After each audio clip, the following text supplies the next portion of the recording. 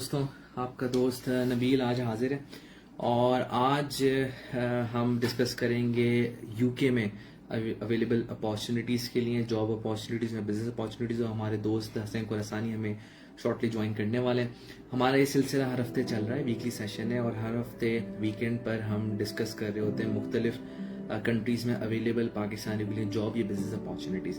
अभी तक हम कवर कर चुके हैं यूएस मारिज अहमद सिद्दीकी के साथ और नॉर्वे मुर्जा अली खान के साथ, और आज मैं ला रहा हूँ अपने दोस्त हसैन कुरसानी को यूके से, जो कि ब्रिटिश पासपोर्ट होल्डर भी हैं, और हमें वो बताएंगे कि क्या क्या अपॉर्चुनिटीज़ हैं वहाँ पर पाकिस्तानियों के लिए।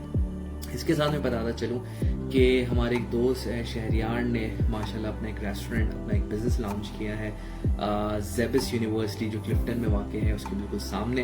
तो मैं इंकरेज करूँगा कि मेरे जितने भी दोस्त अहबाब हैं वो विज़िट करें और GH10 यानी GH10 जो है वो कोड है, ग्रीन हाउस नाम है उस रेस्टोरेंट का, ग्रीन हाउस कैफ़े। तो आप लोग विज़िट करें और अपने एक्सपीरियंस शेयर करें। और GH10 का जो मैं कोड बता रहा हूँ, ये डिस्काउंट कोड है जिससे 10% आपको डिस्काउंट मिल सकता है वहाँ पर विजिट करने का। तो हमें अपने दोस्तों के बिजनेस को इसी तरह प्रमोट करना चाहिए। ये रीज़न है कि I am acting as a brand ambassador of Green House Cafe, जो कि मेरे दोस्त शहरियार ने लॉन्च किया है बिल्कुल ज़ेबिस यूनिवर्सिटी के ऑपोजिट। तो मैं आप लोगों को स्ट्रांगली सजेस्ट करूँगा विजिट करें और अपने एक्सपीरियंस शेयर करें, और डिस्काउंट के लिए 10% डिस्काउंट के लिए आप को इस्तेमाल कर सकते हैं। हसैन हमारे साथ आ चुके हैं और वेट कर रहा हूँ।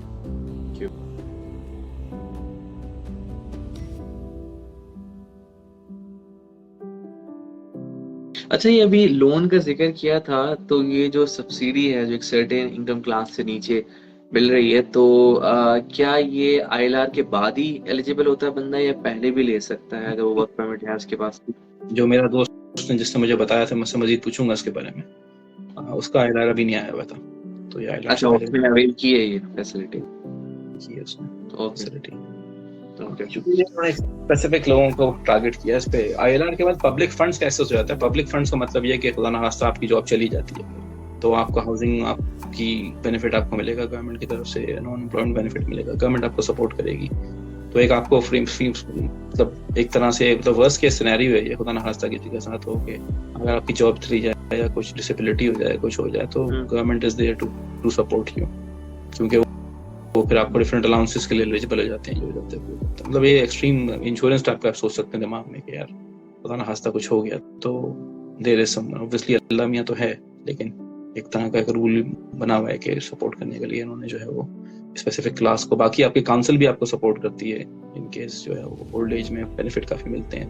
ये काउंसिल टैक्सेस जो आपसे लिए जाते हैं, तो उसका एक कंपोनेंट तो ये है कि वो आपकी सफाई इलाके की और जो चीजें हैं पार्क बनाना, उनको मैनेज करना।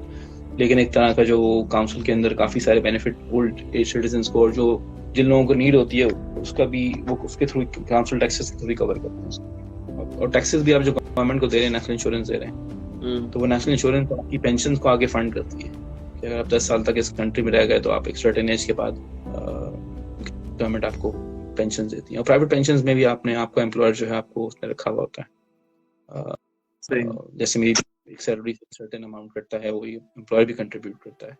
एक पेंशन फंड में जमा होता है और पेंशन फंड के बाद एम्प्लॉयर चेंज होने के बाद वो कंटिन्यू रहती है। क्या कह रहे हो? एम्प्लॉयर चेंज होने के बाद भी कंटिन्यू रहती है वो तो एक फंड की कंट्रीब्यूशन है, मतलब वो आप चाहें तो खुद कंट्रीब्यूट कर लें उस पे। जैसे मैं पुराना एम्प्लॉयर में था, उसका डिफरेंट पेंशन फंड था, इस्लामिक पेंशन फंड भी इधर होते हैं, जनरल बेनिफिट।